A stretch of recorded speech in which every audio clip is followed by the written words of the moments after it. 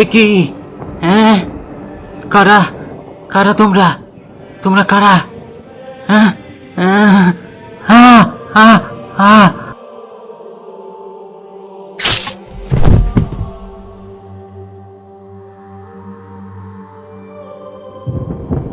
রাতের আকাশ কালো মেঘে ঢাকা। মাঝে মাঝে বিদ্যুতের চমক যেন পুরো প্রকৃতিটাকেই ঝলসে দিয়ে যাচ্ছে। ভূত চতুর্দশীর রাতে যেন প্রকৃতিও চুপচাপ কোনো ভয়ানক কিছু ঘটার অপেক্ষা করছে।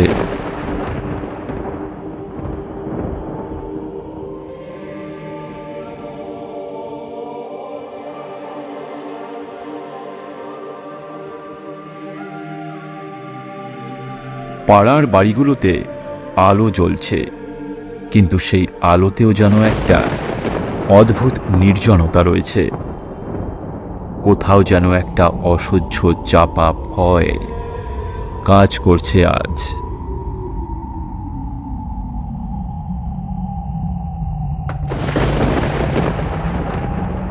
অমল, সুভদ্রা আর নীল তাদের মনের গভীরে লুকিয়ে রাখা সেই ভয়টাকে চেপে ধরে নিজেদের সামলানোর চেষ্টা করছে, কিন্তু ভয় তবু তাদের চোখের ভাষায় প্রকাশ পাচ্ছে।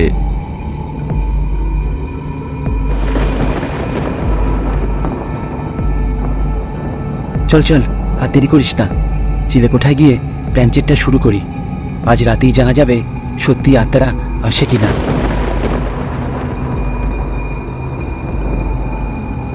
অমল, অমল, তুই তুই নিশ্চিত?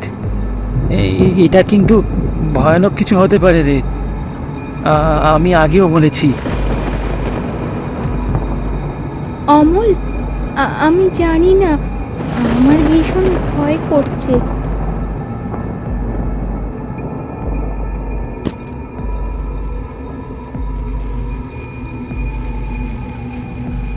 ভয় পাওয়ার কিছু নেই, এসব কুসংস্কার মাত্র। আর যদি সত্যি ঘটে তবে সেটাই তো আমাদের জানার সুযোগ। অমলদের বাড়িতে মানুষ বলতে ওরা কেবল 3 জন, অমল, ওর বাবা আর ওর মা। বাবা মা দুজনেই পুজোর কাজে ব্যস্ত। চট করে এদিকে আসবেন না ওরা।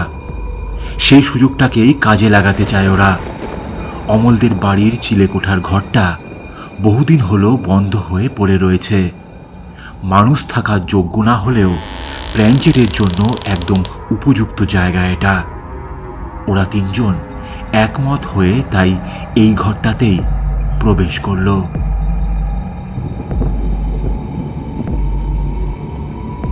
ঘরটাতে একটা অদ্ভুত স্যাঁতস্যাঁতে গন্ধ, যেন বছরের পর বছর কেউ এখানে আসেনি। অমল টেবিলের উপর একটা মোমবাতি জ্বালায়। আলোটা দপদপ করছে, যেন বাতাসের অনুপস্থিতিতেও কোনো অশুভ শক্তি সেটাকে নিয়ে খেলে চলেছে অবিরত।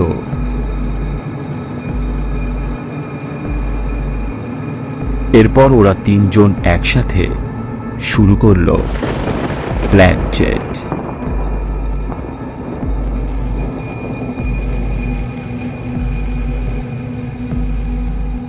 ঠিক আছে ঠিক আছে, আমরা তবে শুরু করি।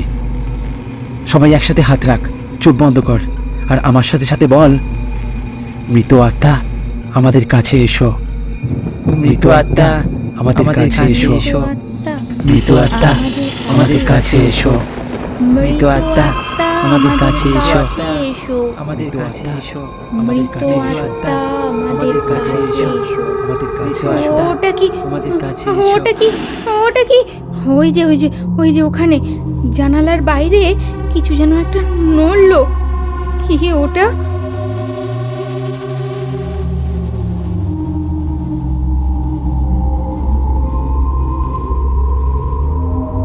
অমল, ওই অমল, জানালা খোলা ছিল? না তো, না, খোলা ছিল না।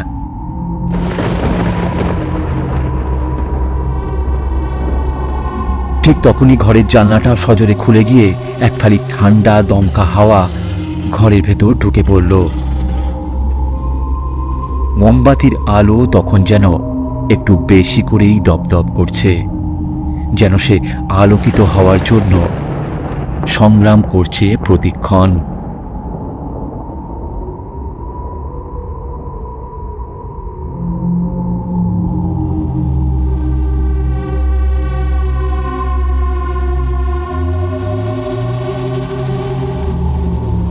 অমল, অমল, এটা এটা এটা কি আত্মা?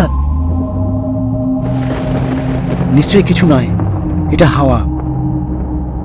না না, ওটা হাওয়া নয়। আমি দেখেছি, আমি দেখেছি, আমি দেখেছি। জানালার বাইরে কিছু তো একটা ছিল।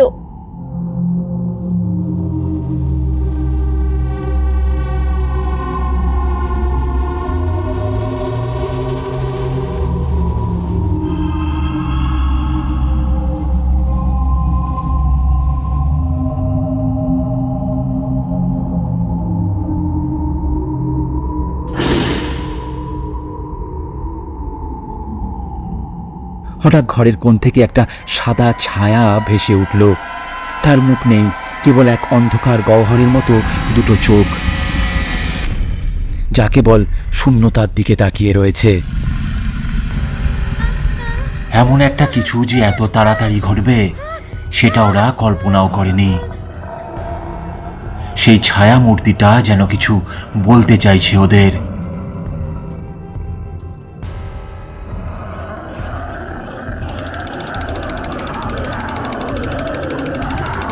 অমল, অমল, আমরা এটা কেন করলাম রে? ওটা তো আমাদের দিকে আসছে। নিদারুণ ভয়ে ওরা থরথর করে কাঁপতে থাকে। ওদের পাগুলো যেন মাটির সঙ্গে জমে আটকে যায়। পালাবার ক্ষমতা মুহূর্তে চলে যায় ওদের।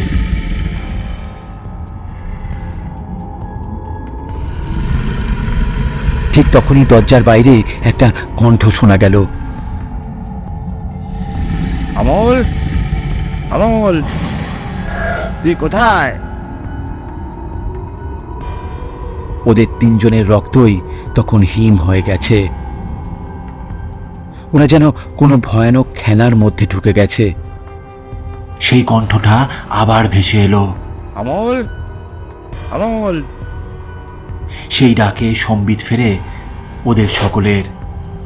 অমল বুঝতে পারে ওর বাবা ডাকছে ওকে। দ্রুত নেমে এসে ওরা অমলের বাবার কাছে পৌঁছালো।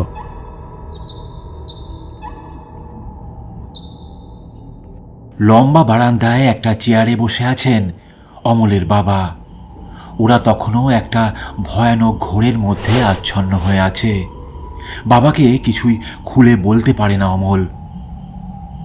অমলের বাবা তখন বলেন, তোরা পুরোহিত মশাইয়ের কাছ থেকে আজ গয়না নিয়ে আসতে পারবি মায়ের? ওনার বাড়ি যেতে ঠিক আজ সাহস পাচ্ছি না। আমার শরীরটা বেশ খারাপ লাগছে। ভয়ে ভয়ে ওরা তিনজন রাজি হয়ে গেল।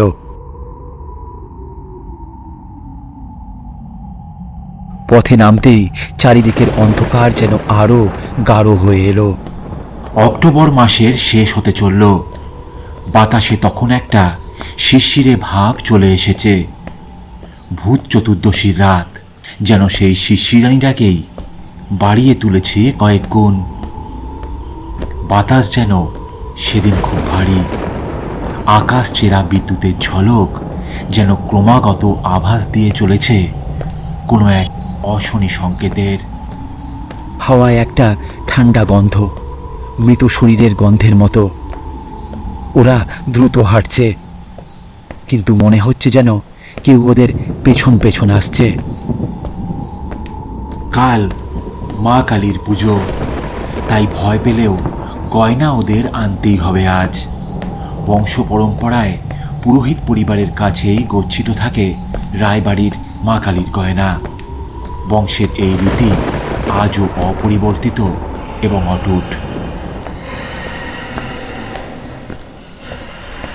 সুভদ্রা বারবার কেবল পিছনে তাকাচ্ছে। কেউ আমাদের পিছনে আসছে। আমি নিশ্চিত, আমি ওর নিঃশ্বাসের শব্দ শুনতে পাচ্ছি। কেউ আসছে, কেউ আসছে আমাদের পিছনে। ঠিক তখনই রাস্তার পাশের একটা গাছ হঠাৎ করে নড়তে লাগলো, কিন্তু কোথাও তো বাতাস নেই। গাছের পাতাগুলো শূন্যে ভেসে উঠেছে, ডালগুলো এমনভাবে কাঁপছে যেন কেউ ওপর থেকে ঝাঁকাচ্ছে, কিন্তু কাউকেই তো দেখা যাচ্ছে না। আতঙ্ক ক্রমশ বাড়তে থাকে ওদের। ভয়ানক এই নিশুতি রাত যেন হা করে গিলে খেতে চাইছে সমস্ত প্রকৃতিটাকেই। এই আতঙ্কের প্রহরের কি আর শেষ নেই আজ? নিঃশ্বাস বন্ধ করে প্রাণপণ দৌড় লাগায় ওরা।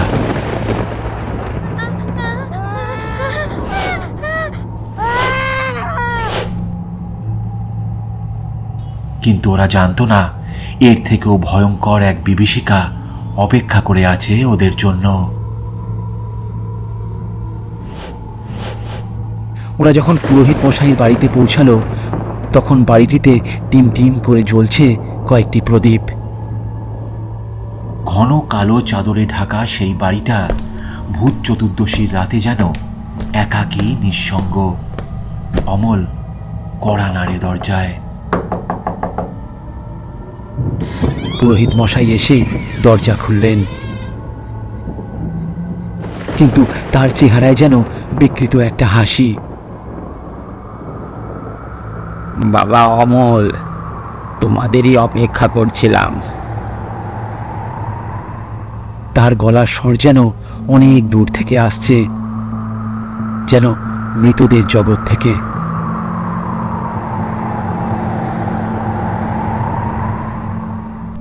পুরোহিত মশাইয়ের দেখানো জায়গায় একটা বেশ বড় আকারের টিনের তোরণ দেখতে পেল অমল।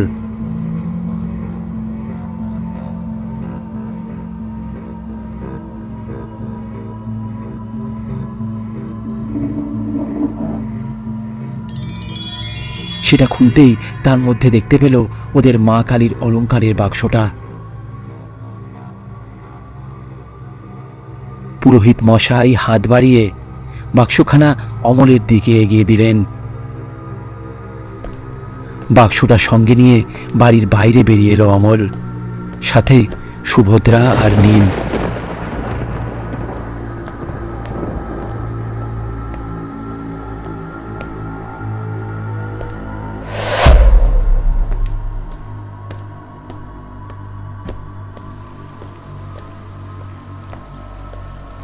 রাত যত বাড়ছে অন্ধকারের তীব্রতা যেন আরও বেড়ে চলেছে। চারিদিক একেবারে নিঝুম। আজ ভূত চতুর্দশীর রাত, তাই পথেও কোনো লোকজন নেই।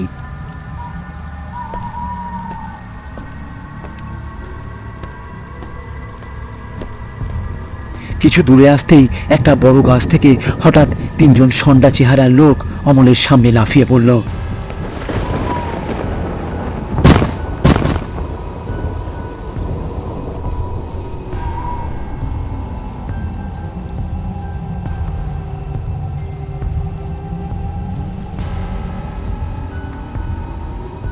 এই ছোকরা, বাক্সটা দিয়ে দে, খবর আছে ওতে সোনা আছে।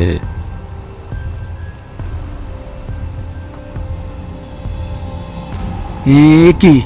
হ্যাঁ, আপনারা কারা? ওই বাসকে সোনা আছে কে বলেছে? না না না, ওতে কিছুই নেই।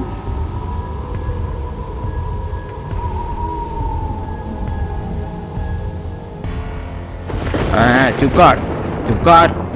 ফালতু বলবি না তো, ফালতু বলবি তো মারবো এখানে, লাশ পড়বে বাগানে।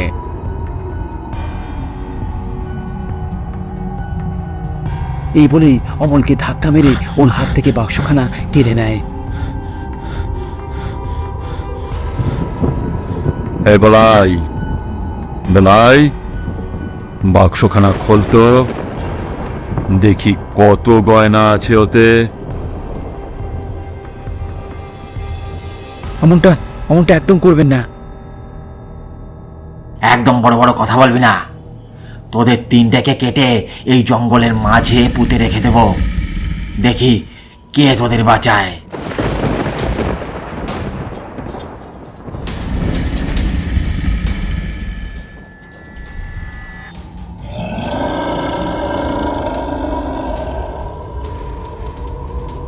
একটি লোক মাটিতে বাক্স রেখে হাসি মুখে গয়নার বাক্সের ডালাটা খুলে ভেতরে দেখেই আতকে চিৎকার করে ওঠে, এটা কি গুরু, এটা কি? কিরে, আরে সর, মরকটের দল সব।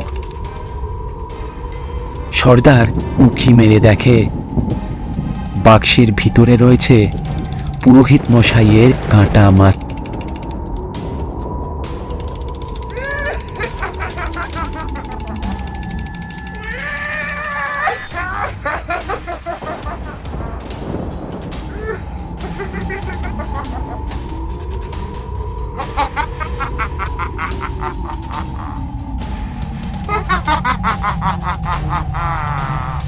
এই ভয়ঙ্কর দৃশ্য দেখে সুভদ্রা, নীল আর অমল প্রচন্ড ভয় পেয়ে যায়।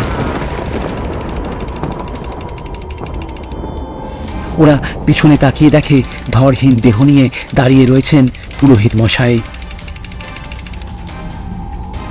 বাক্সের ভিতরে যা আছে নিবি নে, গয়না নিবি নে, নিয়ে চল আমাকে।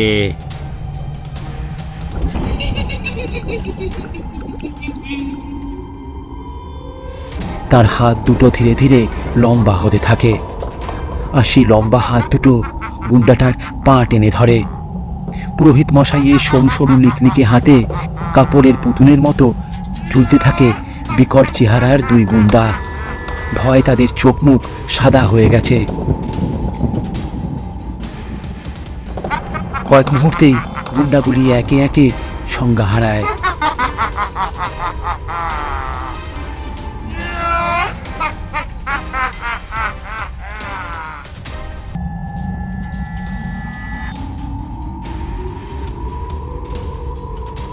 পুরোহিত মশাই হাত বাড়িয়ে বাক্সখানা অমলের দিকে এগিয়ে দিলেন।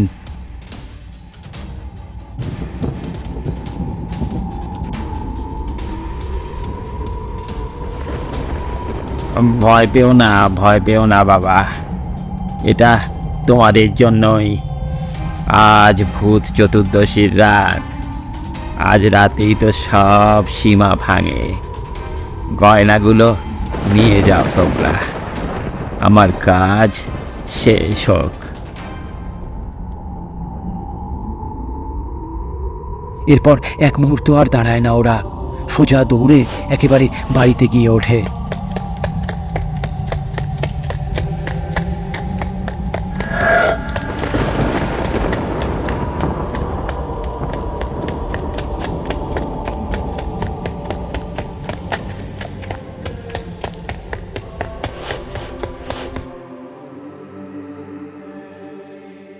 এ কি, তোদের এত দেরি হলো কেন? সন্ধে পেরিয়ে রাত হয়ে গেছে, পুরোহিত মশাই কোথায়? কাঁপা কাঁপা হাতে অমল এরপর বাক্সখানা ওর বাবাকে দেয়। অমল, সুভদ্রা আর নীল সব ঘটনা অমলের বাবাকে খুলে বলে।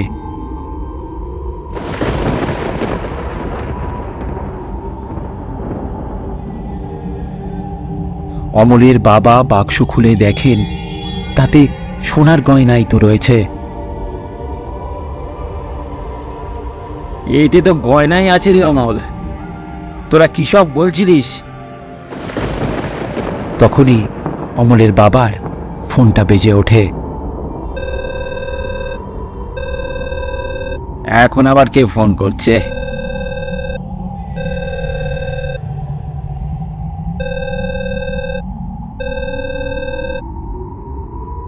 হ্যালো,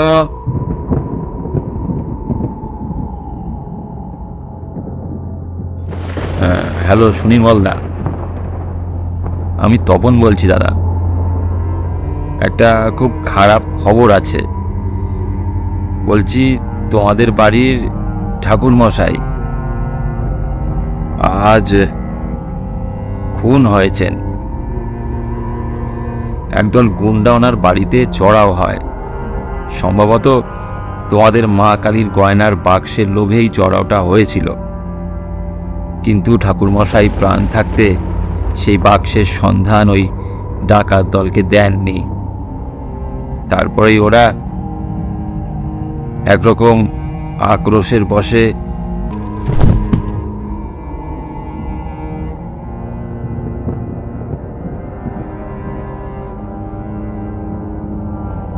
হ্যালো, হ্যালো সুনীল মোল্লা, তুমি শুনতে পাচ্ছ?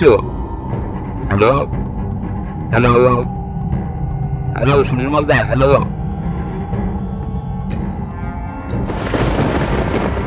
সুনির্মল বাবু কেবল বাকরুদ্ধ হয়ে দাঁড়িয়ে থাকেন। ঘরে উপস্থিত প্রতিটি মানুষও তখন শোকস্তব্ধ এবং হতাশ। আমার কাছে এবার সব ঘটনা পরিষ্কার। আজ আমরা প্ল্যানচেট করে তবে ডেকে এনেছিলাম পুরোহিত মশাইয়ের আত্মাকেই।